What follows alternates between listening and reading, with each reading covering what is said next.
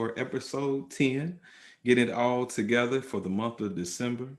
Hopefully, a month in which we can remember and have some good times and have cheers. Let me get my stuff together.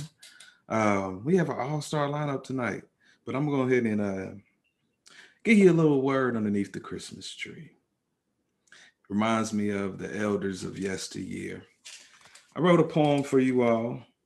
Well, I wrote it back in the day. This is a paraphrase, but it went a little something like this. Grandma, Grandma, Grandma's in the kitchen fixing greens, beans, cornbread, chicken, fixing up prepared to carry you on your mission. So pay attention and let this aroma fill your mind. Pay attention and purpose you'll find. Faith you lean on. Steady yourself and dream on. Through each approaching wave, the harder it hits still. Be brave in your ambition. Start to fixing your obstacles that make you strong as you get along. Remember these words, my son, as you get old. Through it all, be bold. But in the meantime, come to the table and bless your food before your meal gets cold. And that's that piece. All right. Tamika, come on in. We can't even hear your snaps right now. Y'all just are snapping and everything. Can you hear me now? I can hear you now. Can you hear me now? I can hear you now. All right. That was good, Eric. Thank you. And when did you write that? I wrote that had to be in 2003. 2000, 2002, 2003, around that time. Performed it in an open mic back in the day. So, that's when you know you big time. When you like perform, you pulling out stuff from the archive. Like, yeah. OG. Yeah. Shout out to my sister, Nikki Petty Miles. Oh, man. Urban Wear. There you go. I'm excited. Right. We have reached episode number 10.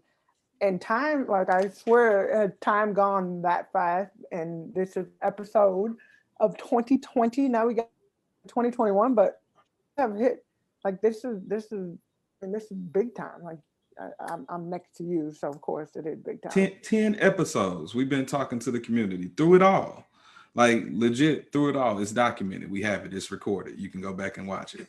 So, and I mean, it's kind of like our own personal timestamp of just kind of keeping the track of everything that's been going on, because a lot happened. A lot is still happening. I was low-key about to put a part in my head, a Z right here. I was going to shave it all off and put a Z right here just for the big homie Debo. So I swear, man. So, but I'm not going to do it. I just gave myself a lineup and I almost messed that up. I almost had a Z in there anyway. So yeah, it could just be in your head. But I am excited. Today we are talking about generational leadership. How we got to this topic. If you have listened to the other 9 previous conversations, we felt like this was a great one to end the year with. We have an amazing panel. We have amazing panelists that are on the panel. Let me correct my own, language. And I think real quick, we should let everybody introduce themselves, Eric. And then I always say this because I feel like we always run out of time at the end.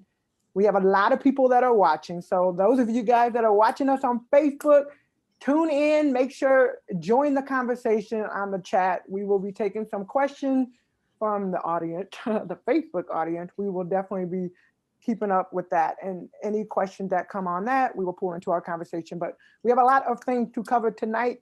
So Eric, who should go first? Who should introduce himself first? I'm looking back in alphabetical order. Let's see. Well, we have 2 A's right here. So, Elena, why don't you go first? Your last name starts with an M. So smart. Thank you. I was looking. I said, okay, so it's going to be the ARAL. Can you get it? Can you get it?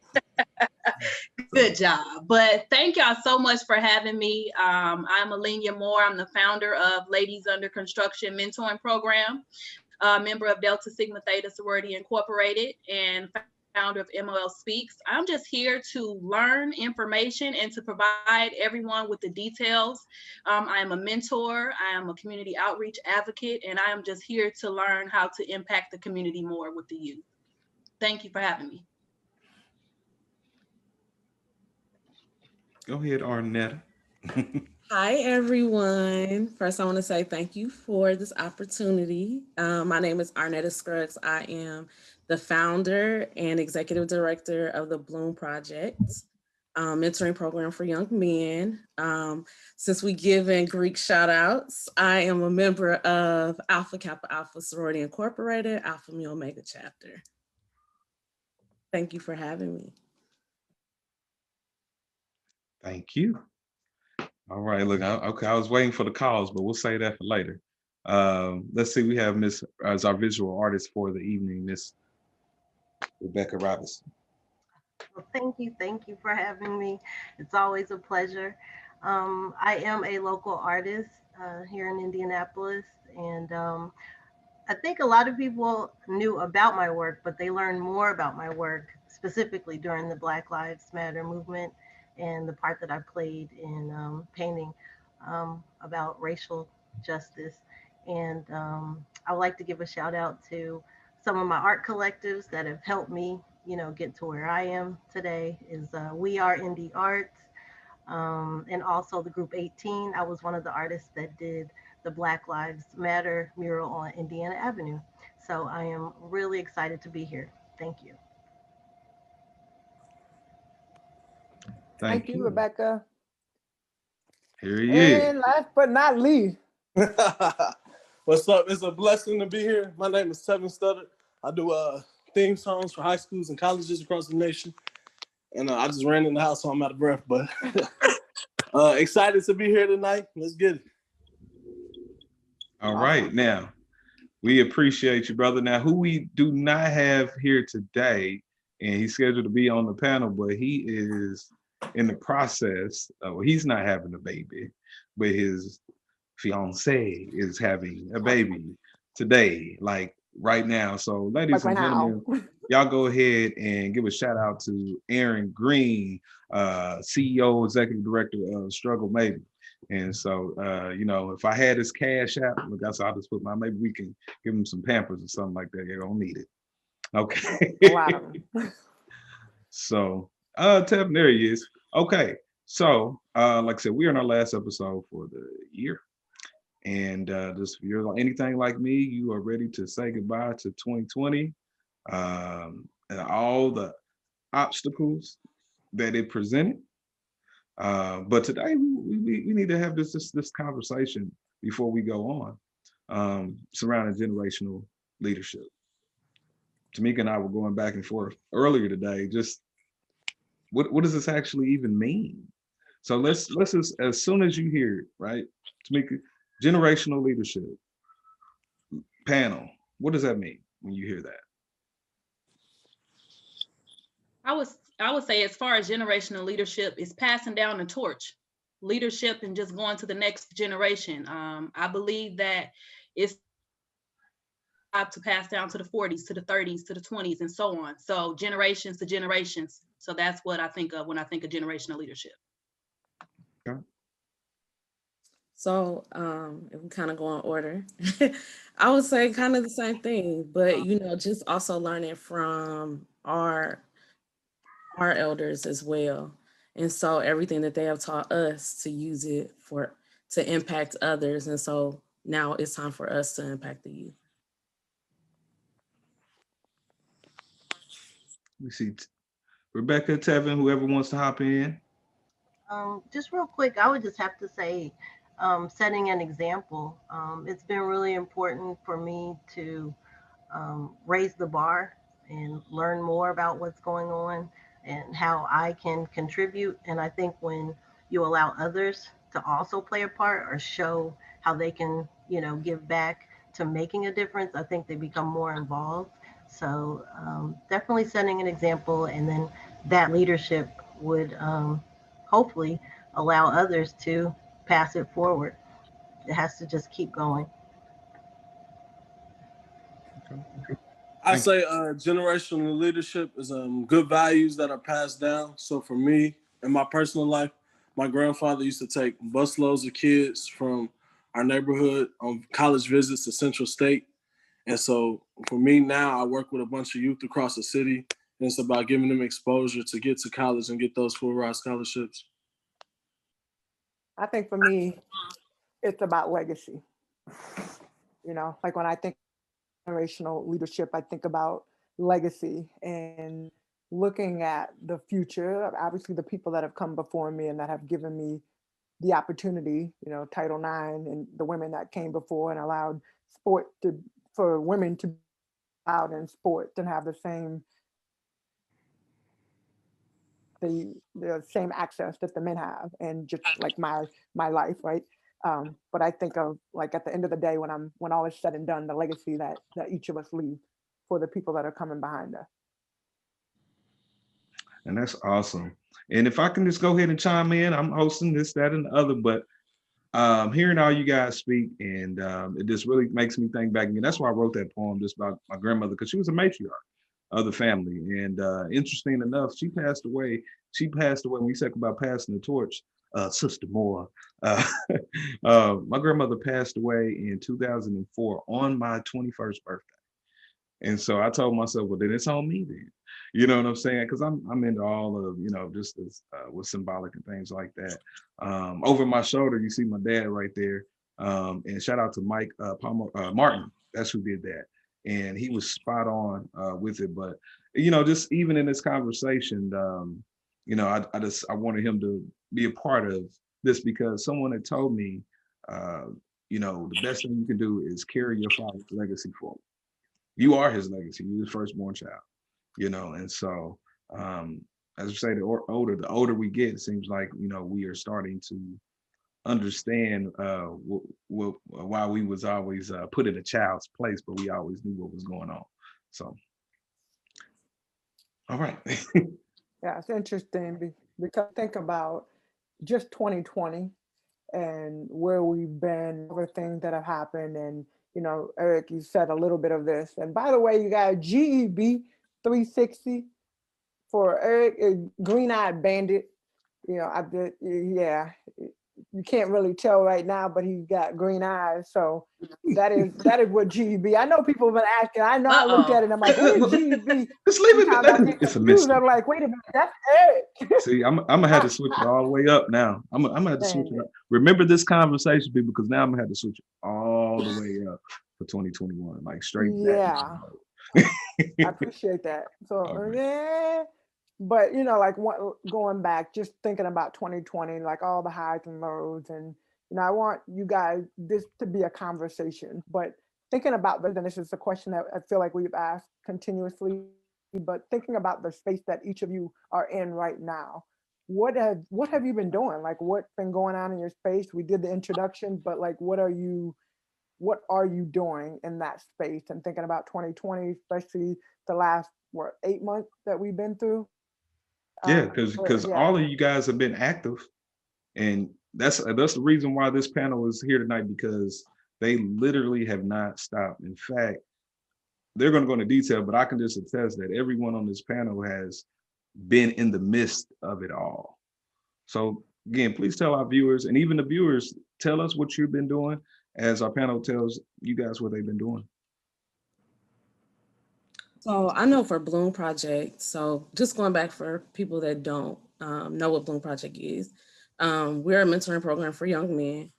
When we were in a physical space, we were in Fort Wayne and also in Indianapolis, Indiana. When everything happened, we had to go virtual. And for us, we feed off of we call our young men kings.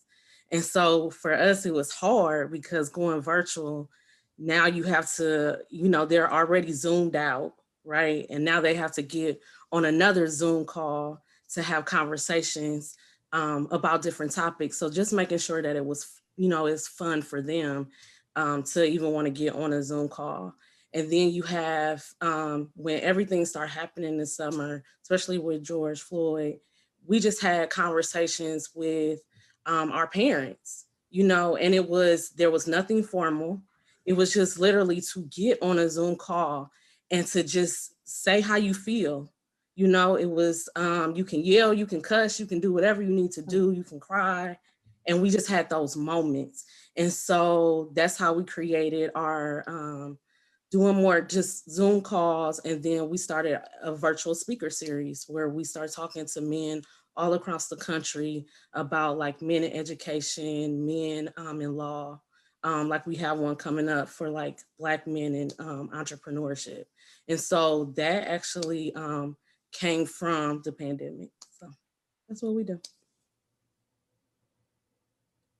I would say just in general, for us with Ladies Under Construction, it's similar to just like Arnetta, but it's more of a female version. A lot of things of what we have been doing because of the pandemic is trying to think of creative ways to engage the young ladies socially, as far as over Zoom, but also bridging that parent-child relationship, because many children are at home with their parents, and a lot of parents, they may be at to deal with it. Or furthermore, there are a lot of children that are in middle school, high school, taking care of their younger siblings. So what we've been doing is trying to make sure we're that education advocate. So if the parents aren't able to speak with the teachers, connect with the teachers, we're making sure we're in those Zoom talks with the teachers. And really just providing that safe space, trying to find out ways that the young ladies enjoy. Maybe it's writing and just a lot of coping skills, because I don't know the actual numbers, but I know when it comes to a lot of the cases with the children, you know, neglect and a lot of things that are happening while they're at home, they don't have that school as that safe haven right now. And so what we're trying to do is really be that parent advocate too, to try to find out how can we meet you where you're at, and doing leadership series one-on-one with some of the young ladies via Zoom. So we've been doing a lot of that, and just kind of just like what Arnetta was just saying, finding out what they want to do. You know, it's not really just about us. Finding out what do you want to do? How can we do it? And encouraging them to understand how to adapt to a situation that we all don't have control over, and being able to just not look at it as a, you know, it's an obstacle. It's more of an opportunity to do something different and start something new. And so that's something that we've been trying to make sure we continue to do, and just get more positive side of it, because there's so many negative things that are around.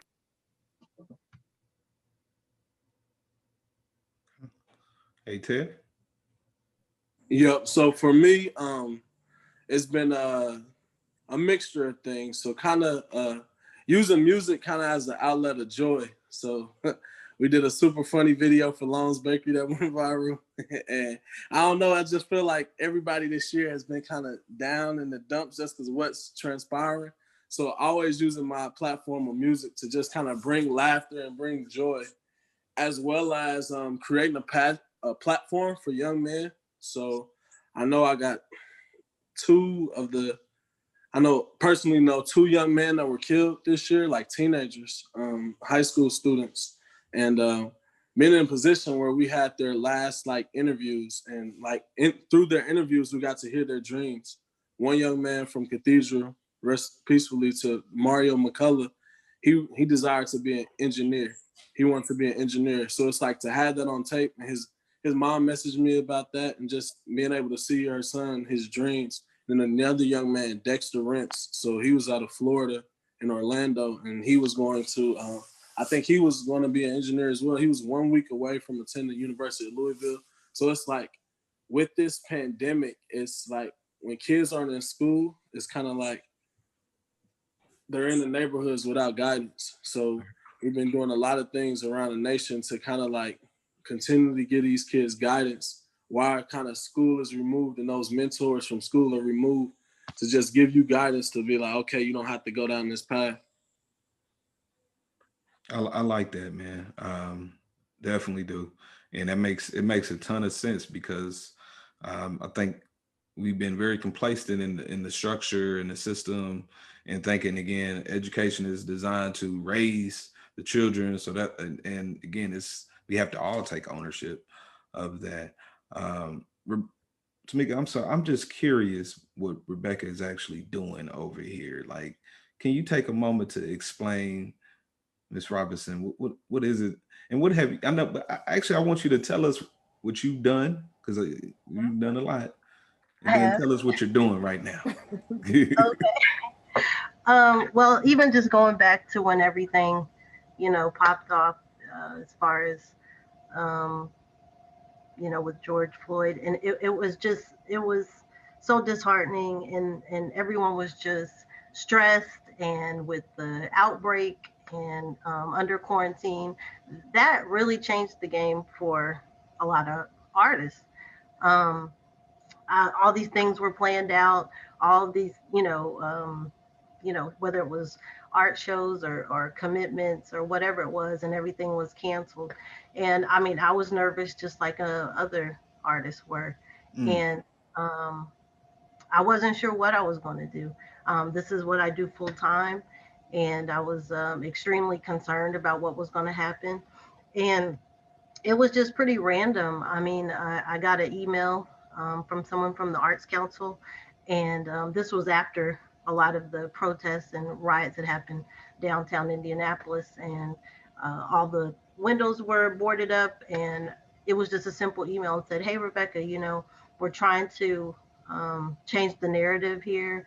Is there something you would like to say or something you would like to do, and create a mural?" And I was like, sure, I'm longing to do something. I've been cooped up in the house, for a couple of months, and I was like, I just want to get out there and do something. And that moment, has changed my life. And I had no idea the impact that it was going to um, make on me and for other people and for other artists. I've met so many people, creative people here in Indianapolis. I mean, Indianapolis is dope. I mean, there are so many talented people here that you wouldn't have even known, or maybe wouldn't even had the chance to use their voice, their visual voice. Absolutely. And I would like to say I've always been somewhat of an activist, maybe a silent activist, but now I'm really proud of the work that I'm doing. And this particular piece, I mean, I come up with different themes, and when I read about what the conversation was for this evening, and it's about change and being able to give hope and add some faith in there, and what's next. And so for me, I do all types of work, but I love the symbol of like children and Yeah. that innocence, and they retain certain information. So this particular piece, I'm gonna title it Ascension Towards Change, and I have two children here, and it's gonna be an abstract version, but I have a few balloons that are gonna be ascending, and then I have this little boy. He's handing off a balloon to the little girl, to show that there is hope, and to be able to ascend towards a better tomorrow. So I like to be able to use my artwork as my voice, and it's coming in handy for sure. So viewers, this right here, this belongs. This is her doing right here, and I'm so proud of that piece.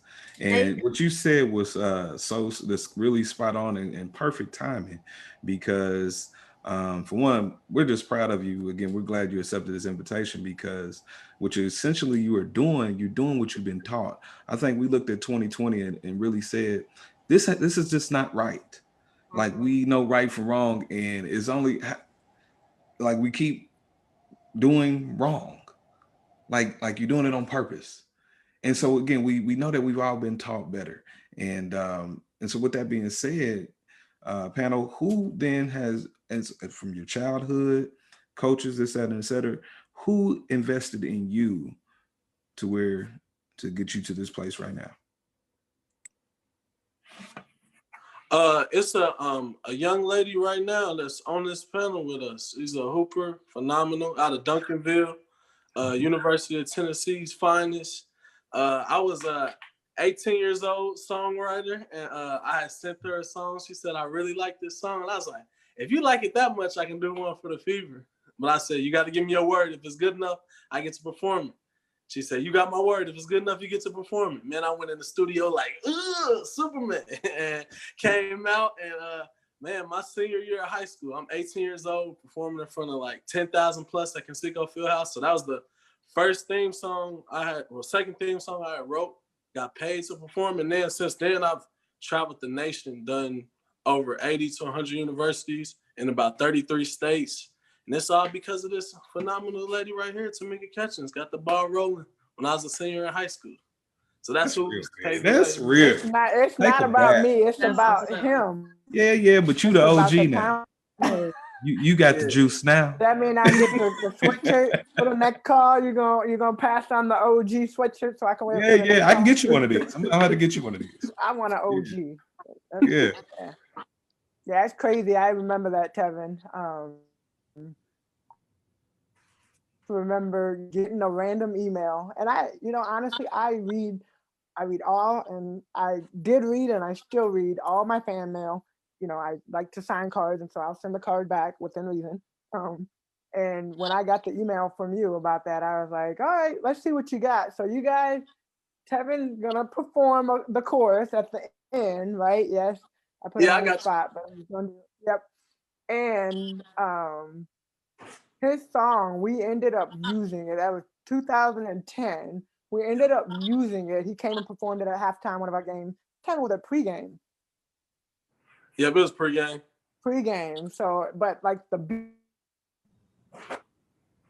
use his lyric we used, it became like a part of our team that year. And it's cool, just to see that and see where you are now. I follow him on social media, so I know everywhere he's going and what's going on. And I was a little jealous about the Long Bakery.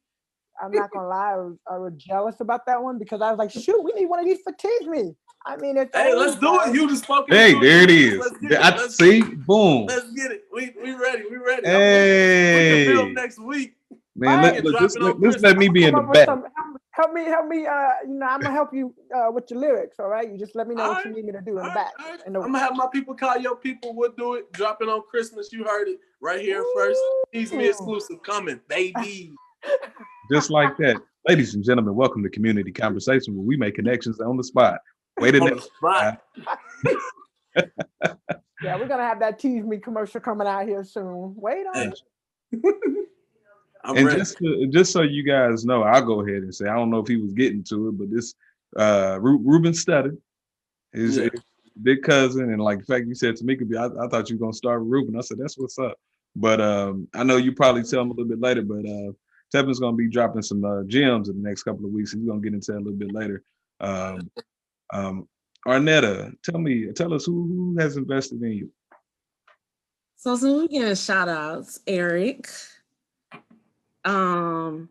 So first we're gonna start with beginning with, so Eric was basically, he dropped gems on me. So when we were both working at Big Brothers Big Sisters. I was an intern. I was an intern and I looked up to Eric. And we were trying to figure out more about how to get Black men to be mentors. And he gave me a report, and I'm still looking for this report to this day, just because I feel like I need to read it again. I got you. But and that report talks about why Black men aren't being bigs, right? And so for me, that was my light bulb, that it's because they're already being mentors, like in the community. They are basketball, coaches. They're the neighborhood mentor. And so that's when the light bulb came on, group mentoring, right? And so I think I had met with the CEO at the time, and it was like, it's not competition. It's just something, because we have so many young men that are on the waiting list to be littles, that why not collab and allow them to still be on the waiting list, but they're getting some type of mentoring in a group setting. And so when the organization started, because I've never been a boy, never been a man, and that's what my organization is all about, is about men, empowering men. I had to think about the man that had made the most impact in my life. And so that's my grandpa. And so when we talk about generational, wealth and everything that they teach you in leadership, he didn't know then, but he didn't know that he was teaching me about financial literacy, because we used to go to the store on senior days and use coupons and, how to save money. That was all him. And he taught me how to drive. all of those things that he was just being grandpa, right? But those are the things that I wanted to make sure that when I created this organization, I literally sat with my family, and my mom is one of 10. And I wanted to make sure the legacy of my grandfather continued. So they literally helped me create this organization. And I wanted to make sure that, and still to this day, like the L, if you can see the logo on my shirt, the L is him sitting in a chair. So everything that we do for this organization, I want to make sure that my family is proud of me, that we continue my grandfather's legacy. Oh, thank you, Arnett, for sharing. Can I be one of them O's on there? Just make it like an I. Just I got you. Right, come on, I got you. I'll make a donation on that part. So I appreciate Eric. I would say that because he basically, I would say, helps me to know that this is where I'm supposed to be. So thank you for that. I stay. Nothing but love, homie. Sister Moore. You and that Sister Moore. For me, I would say it's just kind of twofold. For one, my grandmother, just her being the matriarch of the family, struggle, and we do certain things. But regardless, as I look back on my childhood, we didn't have a lot, but we had the basic needs, and we didn't look at it as materialistic things. And so with me growing up, my grandmother raised her 4 grandchildren. My mother wasn't, too involved. My father wasn't there. And so when I sit back and I look at my life, I didn't have that many role models.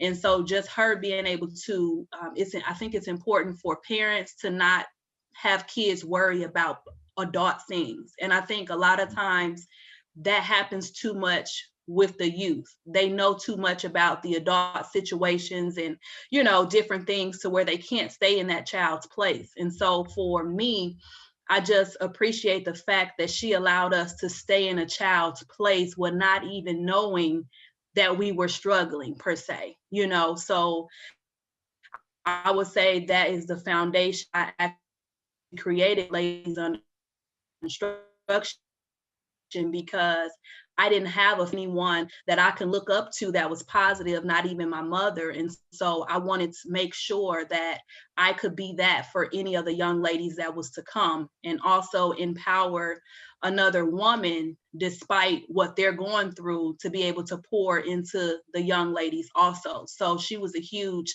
part of why I do what I do. When it comes to the other individuals, my basketball coach, to me, he didn't understand. He didn't know that he actually taught the principles.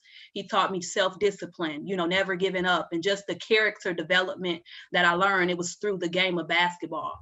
And so that was something that was very important and near and dear to my heart. So those are 2 of the individuals that continue to allow me to continue the legacy and to create a legacy per se for my family, so that the cycle stops here. And so that's, 2 people that was allowed to, was able to, and still to this day, assist me with what it is that I'm doing as far as influence. And what I really appreciate about the work that you're doing is that the emphasis that you've made and the awareness that you've made in the community over the last couple of years in regards to life insurance. And I think some people think that, I don't want to hear about this. But truth be told, that's a movement in itself. It's a movement in itself. And like I said, I appreciate it. I've come to have to understand it personally because tragic things have happened. And one of the things, just even by following you guys, everyone on here in the recent years, you have really been vulnerable as community leaders and saying that, yeah, I'm a community leader. But I think sometimes people get the impression that as a community leader that you don't go through something. That you just out here, oh, happy, oh, lucky. They see the professionalism, they see the building of the brand, but they don't see the things that you've been through. I was just following you a couple of weeks ago, even before we was doing a thing on Sunday about Black fathers leaving a legacy. But I had noticed that the week before that you was asking prayer, and I was just following that. I said, something's going on with her. and yet you still have to press on. You know, Arnetta working with young men in the community, this, that, and the other, and seeing young men fall by the wayside, and I literally once a year, King's Feast, we got 300 plus young men in one place. And no, the whole city doesn't need to bow down, but there's too many people in this city saying that somebody needs to do something. And I'm telling you right here on this panel right here, these are the somebodies. Tevin, I love Tevin. That Tevin's ain't been in my house. We you know, I done faded him up a couple of times over here. Really proud of this brother because I went to Addicts, then Cathedral. He went to Addicts, then Cathedral. We're not a couple years apart, some years apart, good time 10, about 9, 10. And so he understands the middle game, the middle ground of being from a public school, then going to a private school, and then seeing the inner workings all in between. Being you trying to act white, or you can't, you know, you're not black, and going through all those self-politics and government stuff. But then once upon a time when I was working for Voices, I would always ride past his pole on 12th and Medford. I even got out one time and took pictures of it and wrote a poem about it called Teddy Bears. Tevin, we need to talk about that poem, man. And then come to later find out that was Tevin's cousin who was honored at that pole. And, you know, so again, I just wanted to further emphasize to people that are watching that, yeah, you're looking at a panel of people. You're looking at an executive director of their own organization. You're looking at CEOs, and this is where it's starting. But it's not because we don't experience anything, but it's because we're experiencing and we're pressing through it and making the waves move. So with that being said, guys, what were you saying? I was just gonna say, so Tevin and Tevin actually did a commercial for Bloom Project. And around this time, actually last year, one of the young kings that was on the commercial, I don't know if you remember this, Tevin, but was shot. Quintez. And so that is, you know, that's our connection. And again, like Eric said, you never know what we're going through inside, because we literally was at that hospital every day for Quintez, praying over him, crying, you know, every night. And some of those things he doesn't, you know about. But that was just the impact that Tevin would never have known that, you know, probably a year or so later that he would have been shot. And I'm getting a phone call from his mom that, you know, you might not have had him at this time. So, you know, thanking God that he's still alive to this day, but he got shot in the head, you know, so a lot of people don't survive that. So. I wanted to piggyback off of Eric too, in regards to the people just not knowing what people are going through. I think that one thing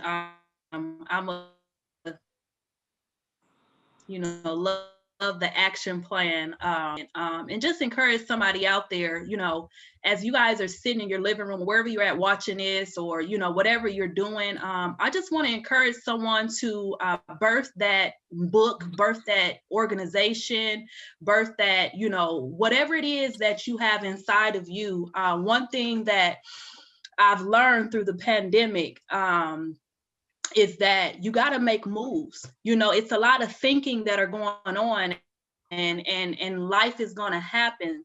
And just kind of being transparent is, you know, it's nothing like, you know, your mother and your grandmother being 3 hours away and they're both in a hospital fighting COVID and you can't go see them. A lot of people don't understand that sometimes it's the struggle that's going to give you that progress, and it's going to inspire you. Because if you can, when we pass through and we go past 2020 and get to 2021, that right there is an accomplishment. Because many people, they're going to get to 2021, but they're not going to get there in their mind. We got to protect our mind. So I encourage whoever's out there listening, go after whatever it is that you said that you want to do. Empower your children to do the same, because it starts with us. And that's one thing that I know for the pandemic has taught me, is that we can't put our children in the position of systems to raise them.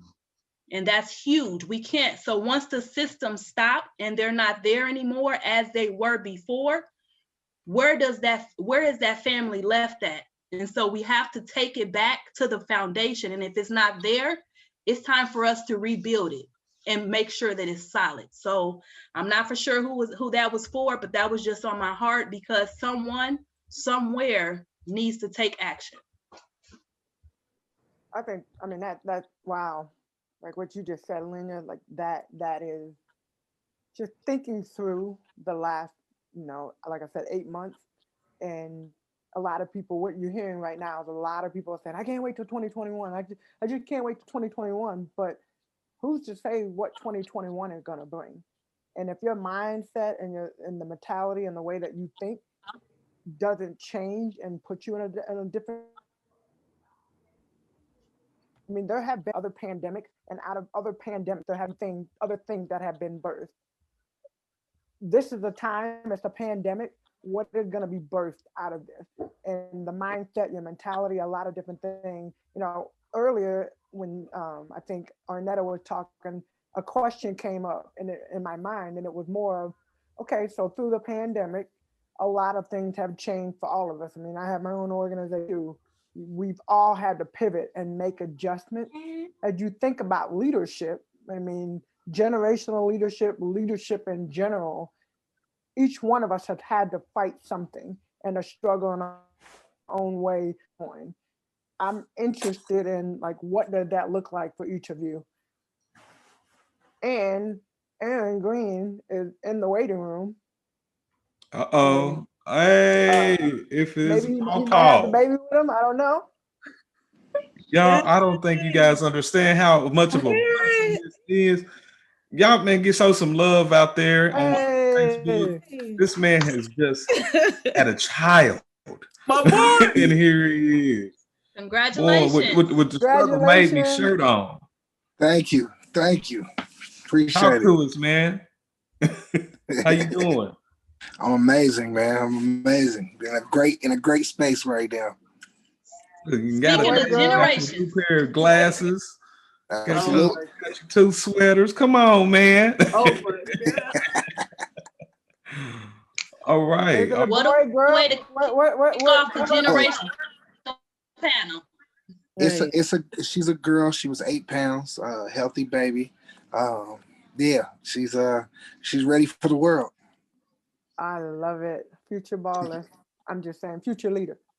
Absolutely. Real quick, Aaron, tell us a little bit about yourself, man, and a little bit about what inspired you to start up Struggle Made Me. What inspired you to essentially be the leader that you are? So I'm Aaron Green. I'm the CEO of Struggle Made Me. I also have a nonprofit called Struggle Made Us. And both of them have the same message and have the same end goal, is to bring us together through our struggles. A lot of times we go through a lot of the same stuff, and we can find common ground in those. I started really digging deep into this. My father was murdered when I was in high school by a 17-year-old when I was 17. And I found, God gave me purpose in working with teenagers who could have potentially found themselves in similar situations or, on the verge of just trying to figure out what they want to do in life. And so, that's kind of been my purpose. I've been in social work for 5 years. I'm addicted to it. I love it. It's not a job for me. It's a passion. I just feel like, we can change the world.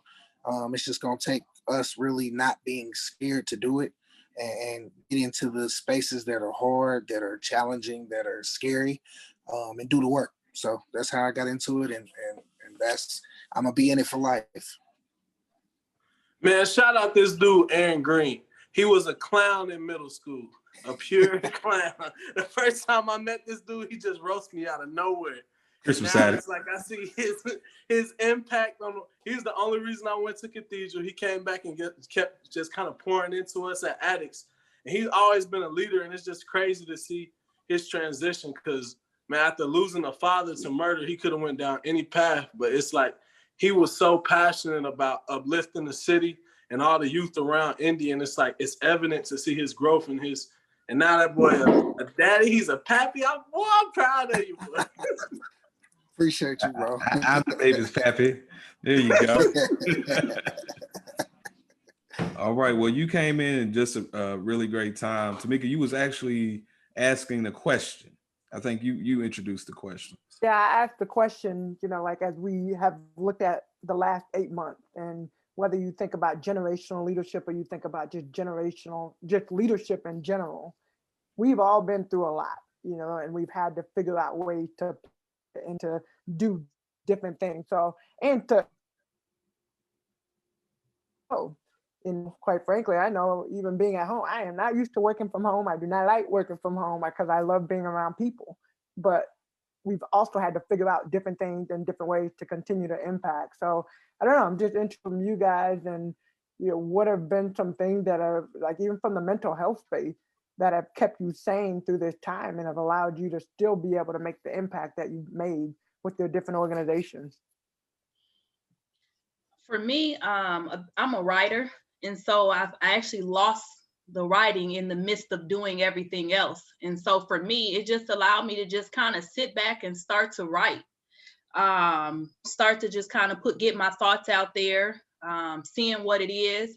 And then also for me, I've been using a lot of my time virtually, just kind of connecting with, my nieces, my nephews, different things like that, and just making sure I can just be that voice, because just being transparent, I like to say I kind of mentally got it together, but even through this pandemic, I'm like, listen here, from e-learning to this, to that, I'm like, you know what? So I know that me just sitting back and just continuing to write music, different things like that, and try to make sure that I'm connected with people that's going to pour into me versus pouring out so much, and versus we all know that we have that set of people that we can go to that's going to, pour me, but you also need someone that's like, okay, but this, and kind of continuing to inspire each other. So just staying connected with things like this, continuing to move and shake regardless of the pandemic, and just continuing to understand my purpose and just staying well-rounded like that. So those are some things that I've been doing through the pandemic. I think it's also those mental health checks, right? Just having those moments that you can just call somebody and vent, and just somebody that also holds you accountable, and that's going to lift you up as well. I know for me, living in Indianapolis, most of my family is in Fort Wayne. And whenever I can get to Fort Wayne, it's just that humbling experience of just, I'm Netta, like it's not our Netta. They don't care about how many awards you received. You still, you're Netta. Like, Netta, grab some ice on your way over here. Right. Right. And that's my family. Like, we're happy that you got what you got, and we're glad you got that organization there, but you're Netta.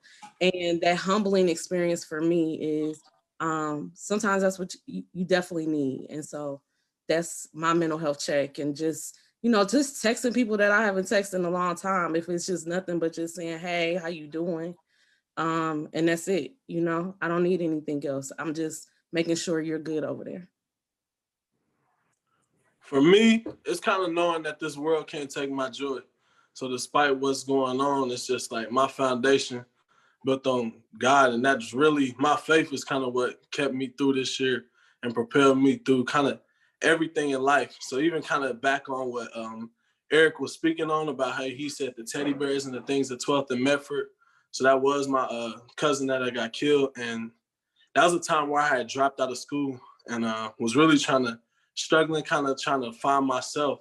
So now it's like I see myself with these same kids around Indy who are struggling with these same issues. It's kind of just being that voice of reason for them, that just like we went through the same situation. I got a cousin that was killed outside of my grandmother's house. I got another cousin that's in Terre Haute serving a life sentence, but that story wasn't my story. So it's just like, because they went through it, I didn't have to go through it. So really trying to show these kids that it's just like, you can be more than what's around you. And I feel like for me, that's mentally freeing. It's just like you went through certain adversity so you could help somebody else. So, and it's funny, it's a sign right outside the Boys and Girls Club where Miss Arnita and the Bloom Project, it's called Help Somebody Up. And we did a video for a kid that ended up kind of getting a scholarship. And it was dope to see it kind of go full circle to just like, this is what everybody is kind of going through their own thing in 2020. And it's just like, man, it's like they're not experiencing joy because they don't know the creator of joy. So it's just like really kind of tapping into something deeper than yourself. And that's what's been able to sustain me and propel me through not only 2020, but just life.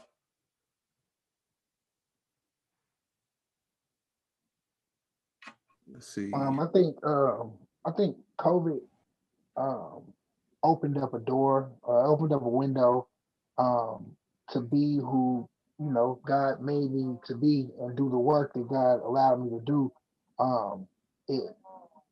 COVID has really challenged mental health. And so as a social worker in these type of situations, our job heightens. So there's more people that need us. There's more people that lean on us. There's more people that need somebody that actually cares and wants to help them through their situation. And so during this time, it's really pulled more of the purpose out. I get a lot of my therapy and mental and like my mental health help from doing the work. Um, and it's just been amazing. You know what I mean? It's been amazing to see people battle through this, battle through the unknown, and then I've been able to help people realize how very strong they are if they can make it through something so crazy like COVID. You know what I'm saying? And so, man, it's been different, but it's definitely been a blessing to see people kind of be like, all right, look, I'm about to go get it regardless. You know what I mean? We're gonna listen to what they got to say, but we're gonna keep moving in a good direction, especially with these kids. They've been going through it a lot, and luckily we've been able to still do the work and be able to pick them up and take them places and talk to them, and and still just be there, and that's been important for me. What do you guys think 100 years from now your legacy will have been? I know that's a long ways away. So let's maybe think about, let's split that in half. 50 years from now, what do you think your That's a legacy will real be? What, question. I know, like, no leadership is in this go to the legacy aspect that I talked about earlier, but it's about, okay, for the organization that we all have created, where do we go 50 years when, you know, hopefully we're still around, but if we're not, what will your legacy be? What do you hope it will be? What do you hope the next generation is learning from you?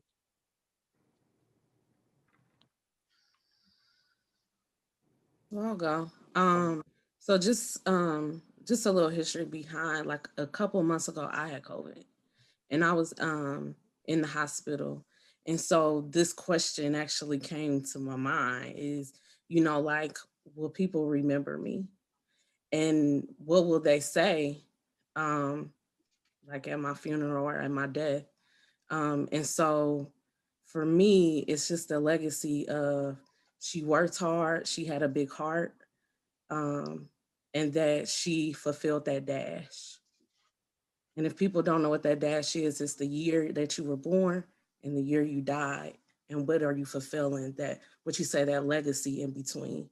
So I always try to fulfill that dash.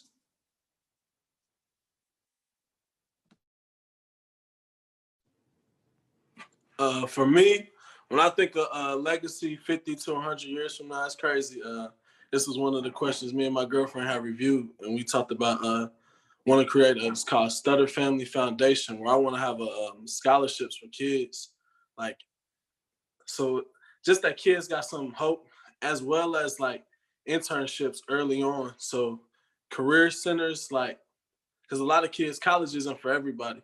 So I feel like the type of career centers in townships, a lot of public schools need them as well. So if kids could just be job and workforce ready at like 14 and 15 and kind of, so they're not 18 and kind of figuring out what to do. So really having those jobs and internships ready, as well as scholarships, like, that's the biggest thing I want kids to be able to money not to be an issue for kids. They got dreams of outside of here. I would say, for me, I'm a big believer of turning obstacles into opportunities. And so I look at obstacles as something, an area of growth. And so a lot of things that I do is for the kids that will say, hey, because I didn't have a dad, I can't do this. Well, I don't have a dad. Because I was raised in low income, I can't do this. I lived in low income. So my whole thing is to empower someone that my legacy is, because if it didn't happen before you, it needs to be you. And so when I think of anything that I do, I'm very hard on myself.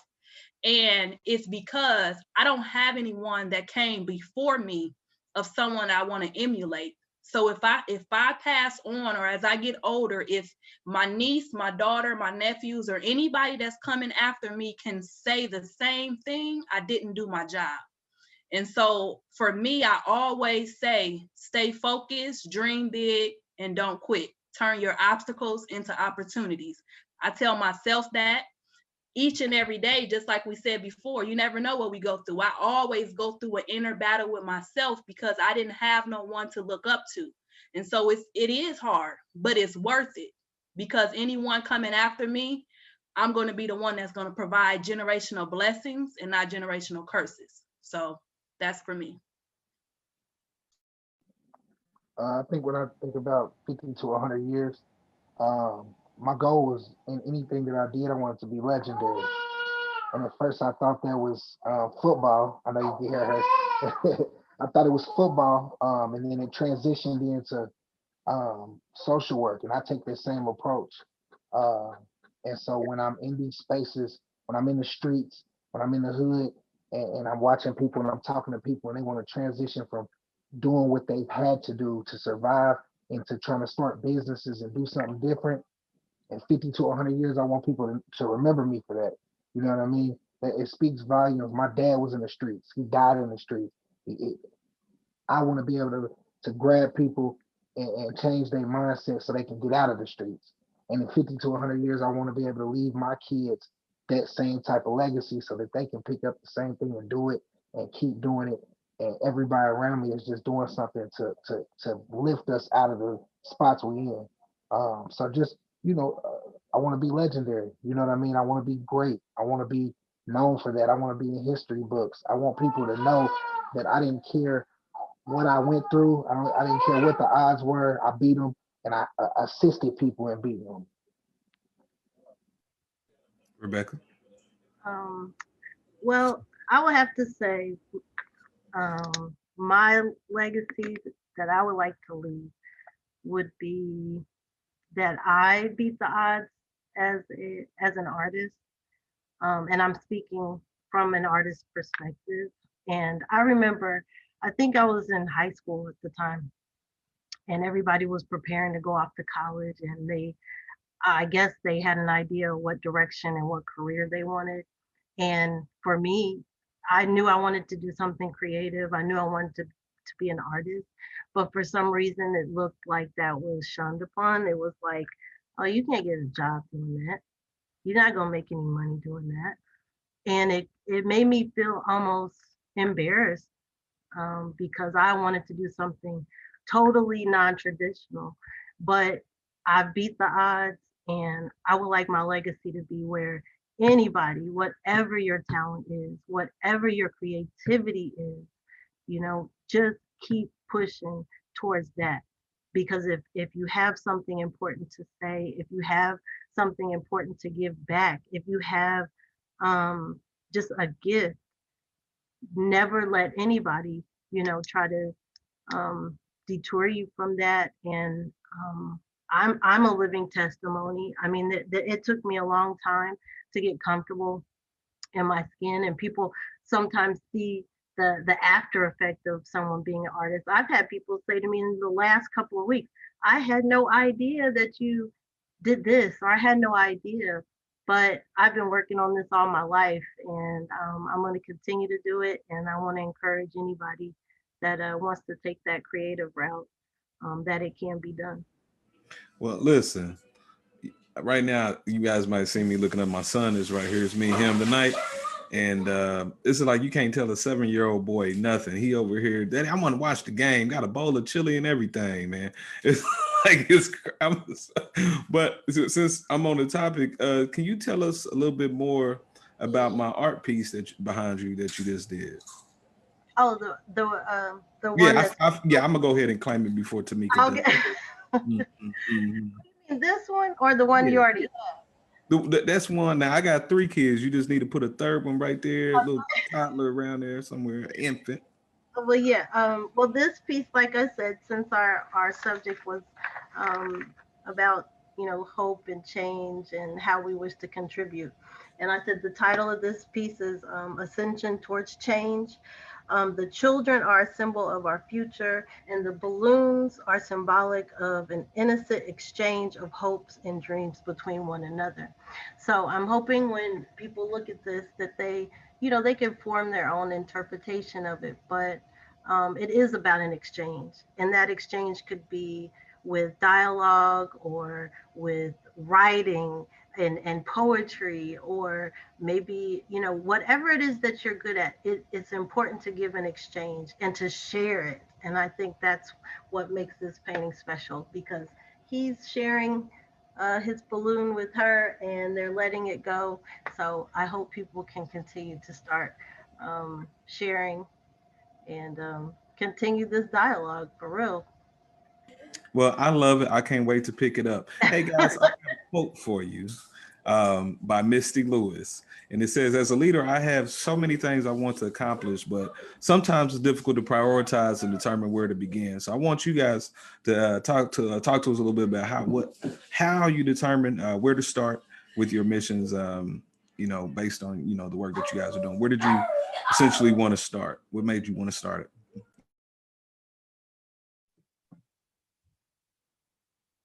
So, you can go. Okay. For me, mine is a little bit different. Well, it could be, I'm not for sure, but I started when I was a little girl wanting that role model.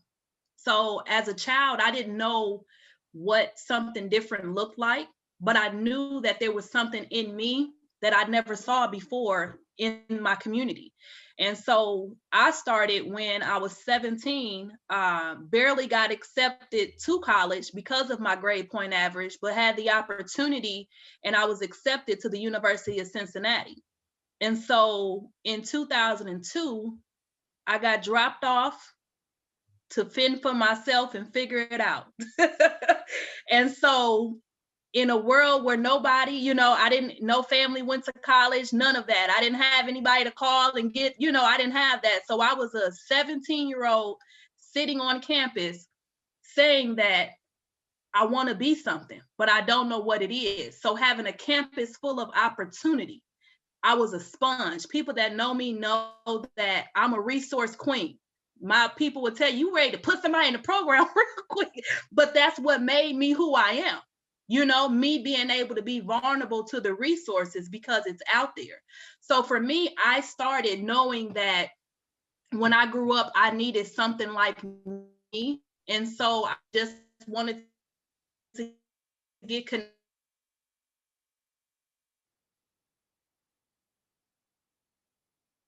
being tenacious. So a lot of times we're too prideful saying that we may not need help, and we don't, even though we're an adult, like I can use something from anybody, so just being able to be open and transparent and knowing that if it's something that we want to do, we're going to put a priority into whatever it is we want to do. So if it's something you want to do, go after it, find someone that's doing it, and be a sponge and take action. So I think for me, I started when I was younger. So my house was always a safe space. Like my mom still to this day will buy stuff because it's on sale. And nobody in the house eats it. But she was like, your friends will come over, and we became the Scruggs grocery store, right? And so thinking about that now, like all my friends, some of them, most of my male friends, they didn't go down the right. I mean, they went down a different path. And so, but my house was always the safe place. And so when I got older, it became, I was an event coordinator, and I was watching TV, and I was tired of seeing media talk negative about Black males. And so I wanted to change the narrative. And so that's when I had King's Feast. It was the first time that I said, you know, we have positive males doing positive things, and they're not athletes. They're not, and most of the time they will only dress up. This probably doesn't happen now, but you would dress up for church, and you would dress up if you had to go to court. So for me, I wanted to create King's Feast for young men, especially young men of color, to be able to meet Black males doing positive things in the community that looks exactly like them. And so that event, it started with like 75 young men, turned into 100 to, I think, like last year, 2 years ago, we had over 300. So, and it was all youth led. And so I would say that's how it started for me, was just finally not fighting God, and God saying, listen, I gave you this mission years ago. Now it's time for you to bloom.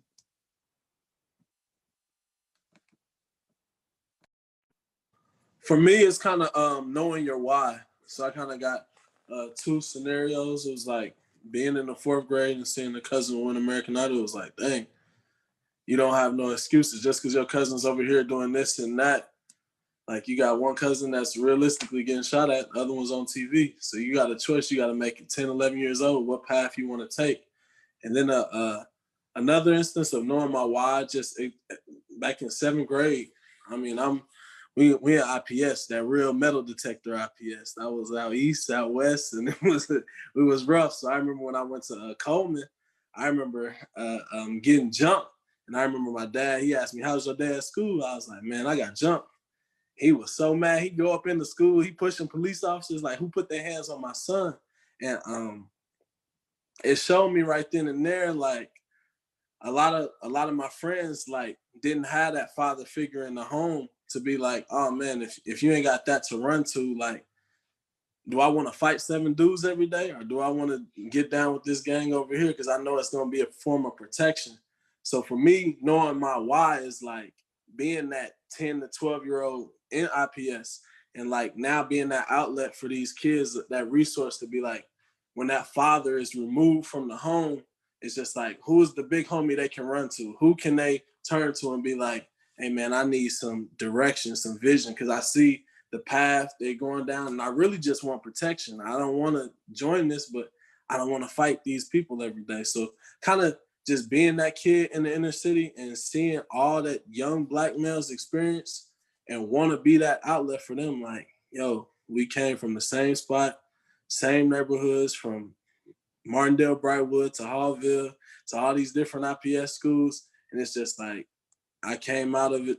You can too. And just actually showing them, like walking alongside them and just being that outlet, that voice to talk to. Because I feel like as younger kids, we just needed people to talk to. Like, I'm not understanding what's going on.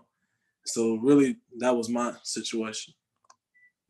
You guys have all brought in some interesting points, and I think we might even get into the nitty gritty with this next conversation. We close about 8:30, but I think this will definitely drive it home, because there is a lot of generational disconnect.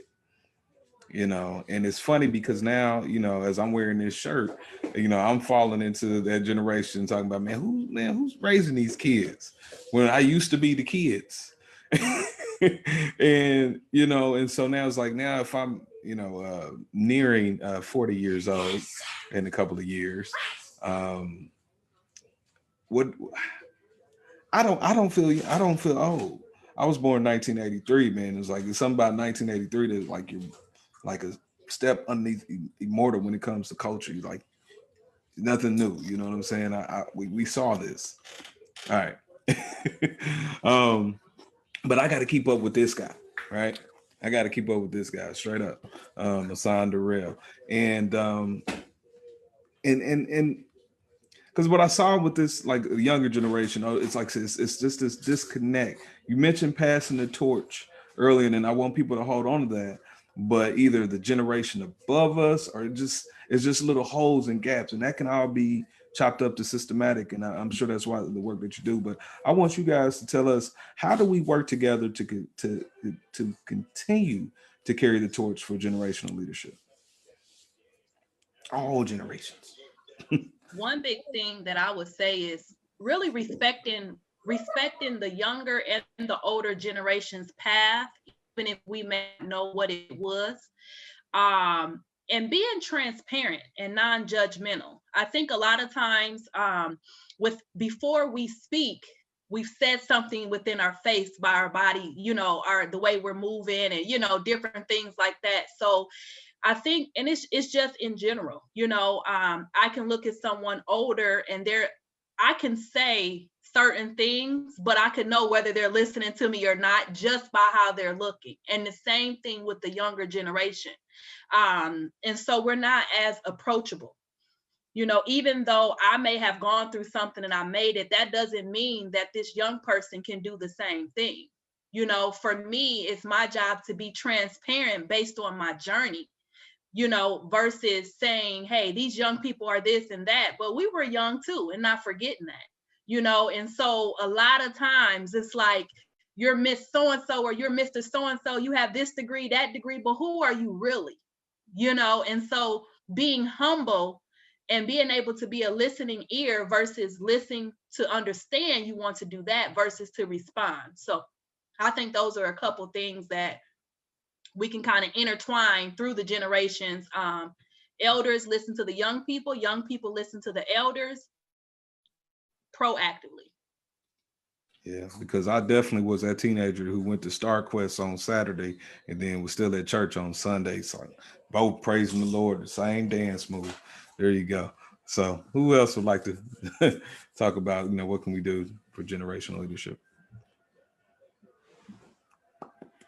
I think just piggyback off of that, just being humble enough to listen to each other. It reminds me of the lyrics in Glory, and he talk about the wisdom of the elderly and the young people's energy. So it's like when you can kind of mix those two of elderly wisdom, but that young energy that's kind of on that front line, it's a beautiful thing. We just got to be, like she said, humble enough to listen, because everybody is my way or nothing. And it's just like, that's our biggest disconnect, is like not coming together. So it's like everything I've always tried to do is like always incorporate a lot of people, because it's just like when you do it on your own, you're not as effective. So it's like when we really come together, like humble ourselves and be like, all right, doesn't matter who's in charge. It's that drum line, that one band, one sound. Like when we can really fall under that kind of leadership of all together, we such a powerful people. We just got to be humble enough to listen. You took a donut, brother, and made things come full circle. And I say that, man, because you was able to connect a whole lot of people. And I was telling myself that was right in the middle of the COVID. And I was like, man, why is he doing this out here in the COVID, man? You out here giving people donuts in the middle of the street, no gloves on. I was mad for a little bit.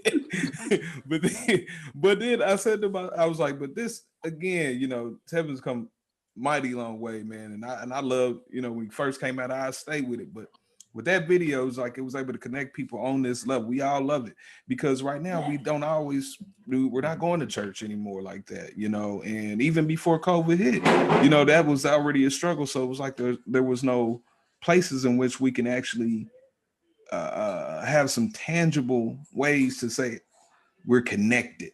You know what I'm saying? So Arnetta. I was just going to say, everything that they said, listening is very, very important. I think the disconnect happens because we're not listening, right? And so we have to, because they're watching us. And so we have to start collabing together. This right here, I'm already thinking about, I wonder if she could do a piece for me. Like I'm all over in the other square, like looking at, she an artist. I wonder if she can paint something for Bloom, right? So, just different ways that we need to collab together and work together, because our kids are looking at what we're doing, everything that we're doing. And if we can't work together, what are we expecting from the younger generation? That's why there's that disconnect, is because we're not listening to them and we're not listening to each other and we're not working together with each other. So Tamika, what you see? Well, it's interesting because as I'm listening,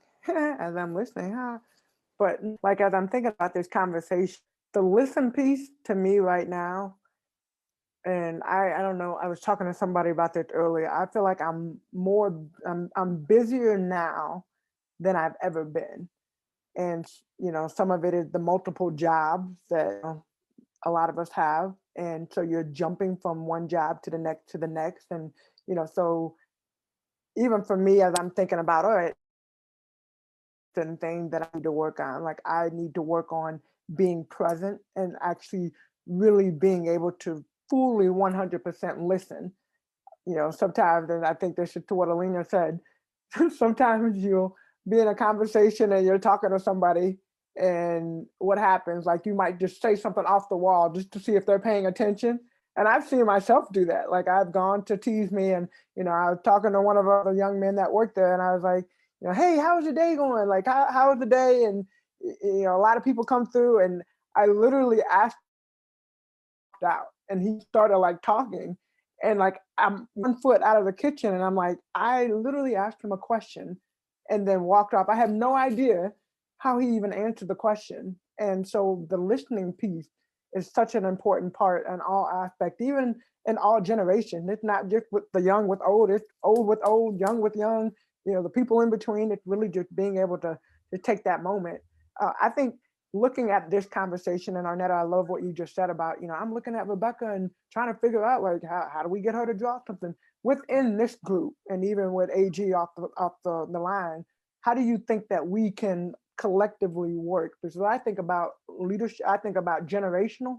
I think about what Rebecca and the other artists that Black Lives Matter mural that will forever be inked in the history books in Indianapolis.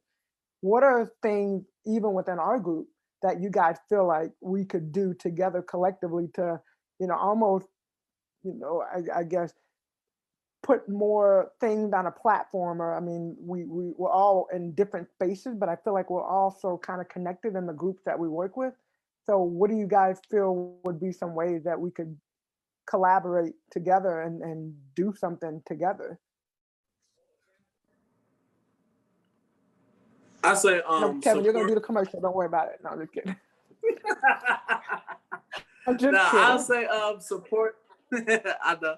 I would say just support the event. So I know with Miss Arnetta, it's the young man that she has. So I've seen Eric there. Like I've got to do a video for them, and then even I got to hear some of Miss Moore's vision on what she does with the young ladies. So I think it's just like coming alongside what the people are already doing, and just seeing how you can effectively support it. I think that's definitely got to purchase me a piece of Miss Rebecca's art. She over there killing it. She been killing it this whole time. Give me that discount. Give me that family discount. Nah, we gonna pay full price. We gonna pay full price. But really just coming alongside and supporting what people doing, because everybody was chosen for a reason to be on this panel. So they're doing amazing things in the community. So just to come alongside and support what they're doing, hear how we can assist and help.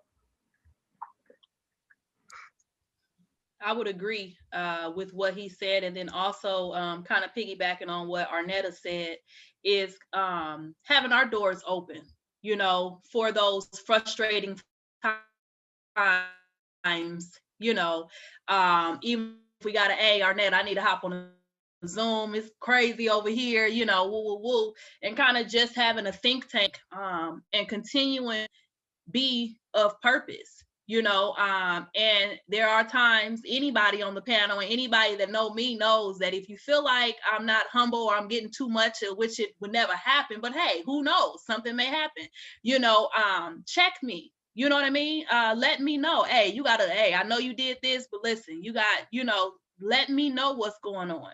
If it's something, sometimes I get off track a little bit, and so I'm like, hey, shoot me that inbox, keep me well-rounded. Because I would hope that anyone that I'm connected to, I'm adding value. And so I want the same thing, vice versa. So I think a lot of times we don't do that. We sometimes, whether it's on social media or in person, we sit back and watch somebody misuse their character and don't even say anything. you know, and I think that's something that is very, very important for us to realize, to not get too bent on your title, because when it comes to the kids, they can see that.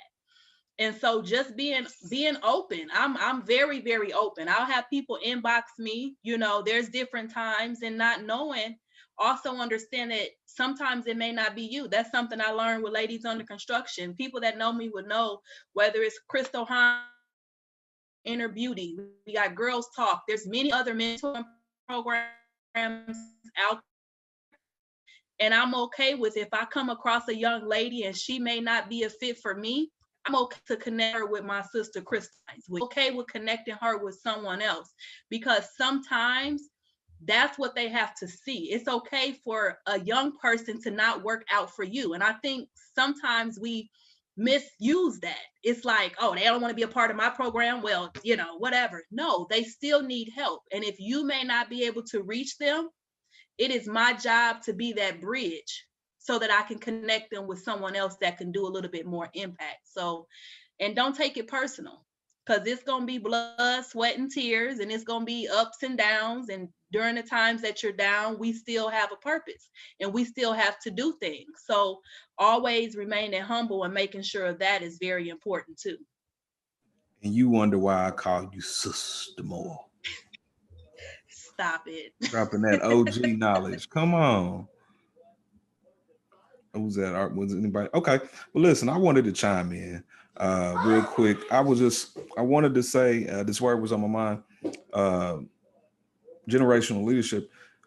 And I guess I'm just coming back to my old Star Wars days, but we have to get back to learning how to fellowship. And I'm not necessarily, I'm not promoting necessarily church, because I know everybody doesn't go to church, but we have to fellowship amongst a community that the beliefs are entirely different than it was 40, 50 years ago.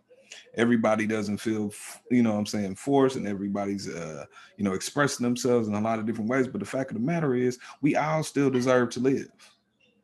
And this year, being people of color, man, we've been up against COVID, we've been up against cops, and we've been up against us. And it seems like, but at this point in the time, we have to learn how to, again, fellowship amongst one another. It's almost like we have to, you know, reestablish a code for just how to interact as for humanity, for literally humanity's sake. We witnessed in this year alone where, and right now it's just like, hey, all you guys got to do, we just got to put a mask on so we can help protect everybody out. No, because I have freedom. So I'm not going to put on a mask, and I don't care who it harms, because it's not real. And so again, we have to establish the fact that, again, life matters. Life matters, and that's the priority. And anything that's standing in its way has to step aside. I'm not going to say it has to go, it has to step aside. And I can take that to the issue last night everybody's talking about with the brother who was being executed and not even being proven that he even did the thing. That's wrong.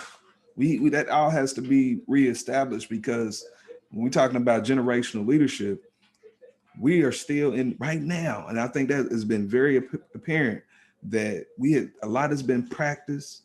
A lot of people who don't show empathy towards life, we've seen it full front. And this is hatred that's just been coming down from generation to generation. So I'll say that we start with hate. It has to go. And hate's been able to rear its ugly head in many ways that's quantitative and qualitative. There's no denying it anymore. Okay. So I'm just proud of everybody, because you guys have said so many things. It says, especially you, Sister Moore, saying, if it wasn't done before me, then it is me. And it's us. It really is us. And so that's why I tell everybody, keep shining full power supreme. That's exactly what I mean, is to operate in the fullness of yourself. In the fullness of this community, man. We got way too much knowledge, way too much intelligence to still come up, and we can't approach 2021 with a raggedy attitude.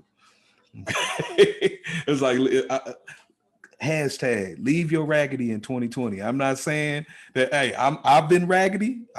This, because truth be told, man, by the time the way we coming into 2021 is like we literally had to drag ourselves to it. We literally had to drag ourselves to it in some form or fashion. 4 months ago, it really hit me the other day that Tamika was talking to us from a bubble, like a legit bubble.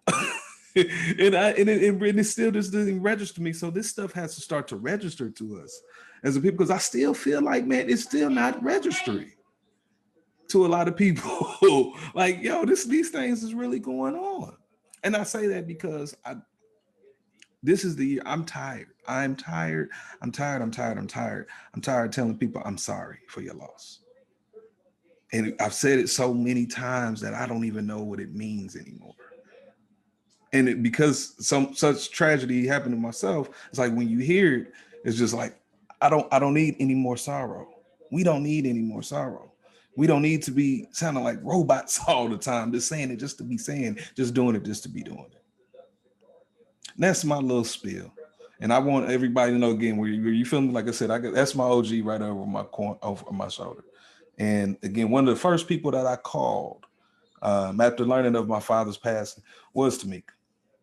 And it's just, and I think that was a moment for us. It was like, whoa, this just got real. This just hit a whole nother level. So this whole opportunity to be here and to talk and to see everybody here on this panel, because this year I watched you from afar. I watched you through the midst of my pain. Me and Tevin, like I said, we share pain just as mentors, as mentors to guys like Mario, mentees underneath guys like Beatty, and get guys keep pressing on.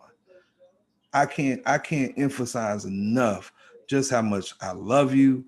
I love you. Have we heard that? I love you. I appreciate you. Like from all myself, each and every one of y'all checked in on me. And I just hope that we begin to just evolve around this thing that called love, because we have seen way too much hate. We got numbers for hate. Let's get some numbers for love. And that's what you guys have been doing. So why don't you close out what you have to feel, I don't know how to close out after that. I mean, you just gave a whole sermon, and now you asked me to close out. Well, I mean, I was going to ask everybody else say something. And then we got somebody on the hashtag leave your raggedy in 2020. Leave your raggedy. Hey, that's Justin Tillis. I'm putting leave that your on raggedy everything. In 2020. Leave Make your a shirt raggedy in 2020. We got literally 4 minutes, and I really, at the end, being able to go through and everybody just kind of, if they have 30-second last remarks, last comment, that leaders around leadership, generational leadership, and then we'll close out. Tevin, you'll be last, because after you do yours, we're gonna close it out with the chorus.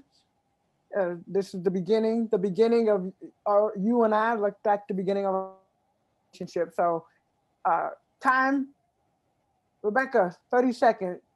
What are your takeaway? Like, what are your thoughts? Generational leadership, boom.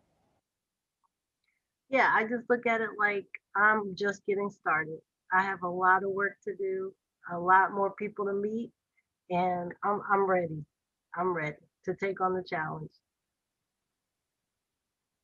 Got you. Arnetta. So my takeaway is just love, right? Just love one another. Figure out what love means to you. Figure out how we can love each other. When I said collaboration earlier, I meant that. Like, we have to start loving on every organization that we're a part of. We might not, like Alenia said, it might not work. A young person, it might not work for your organization, but it might work for another organization. Love on that organization as well. We're all going through something in different situations, but just love. Remember that love is more than a button next to a blue thumb. Remember that. Oh, yeah. I would say, as I always say, turning your obstacles into opportunity. Humbling to listen. A couple of things I noted was just like Rebecca, one thing is just ascend towards a better tomorrow, just like what she just said. Take action. raising the bar for the next generation, huge, you know. And I want to just encourage someone out there, just like Tevin said, you know, you're not experiencing joy because you don't know the creator of joy. That was dope, you know. So just kind of I took, and all in all, for me, if whether you're older or not, you know, reach out to me. I can definitely connect you, you know, with who you need to be connected with, or maybe I can assist you. Same thing for the I'm really big on teenage girls, you know. If it's someone out there that's dealing with a young lady, you know, or you have a young lady that's not able to channel her emotions, you know, reach out to me. I can help out. So let's take action. Let's be the change that we want to see and make it happen.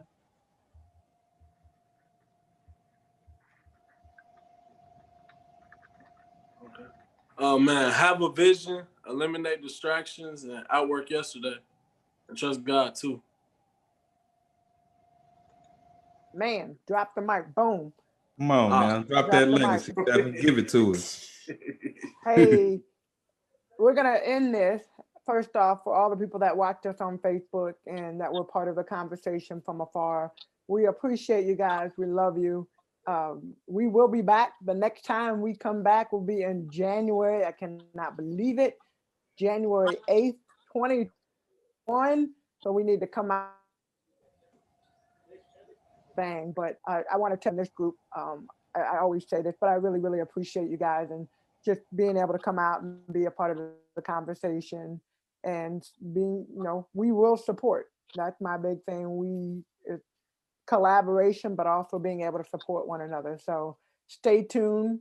I will be emailing you guys later on. But to the grand finale, to end the show, is Tevin. And then when they're Okay, this that 2010, 10 years ago classic, how we met. If you're a believer, stand up for the Indiana Fever. I say, if you're a believer, stand up for the Indiana Fever. Come to Conseco. If you're a non-believer, Tylenol won't stop you from catching that Indiana Fever. Eastern Conference champs, we want more. The website, only place that catches 24. Ebony Hoffman, love her style. It's been loving basketball since Southern Cal. Too hard to guard. Tammy Sutton Brown, making it look easy even with the staples buttoned down. That's all I remember. Hey, this is 2010. I put him on the spot. Let's do right a before remix. the call. Let me come in on the end. I'm just saying, like, hey, hey, I know that Tease Me video coming. It's gonna be crazy. We on it. All right, y'all. Thank you guys. Thank you. Have a great Everyone. weekend. Thanks for tuning in. I forgot to say, tomorrow at Tease Me, we're gonna have winter drive-by with Santa from 11 a.m. to 12:30. So I'm, of course, super excited.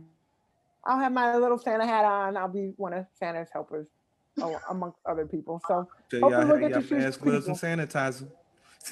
Yeah. Oh, I mean, mask and all that. It's a drive-by. Right.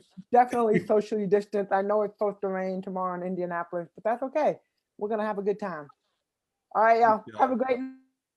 All right. Thank you. All right. Thank you. Yeah.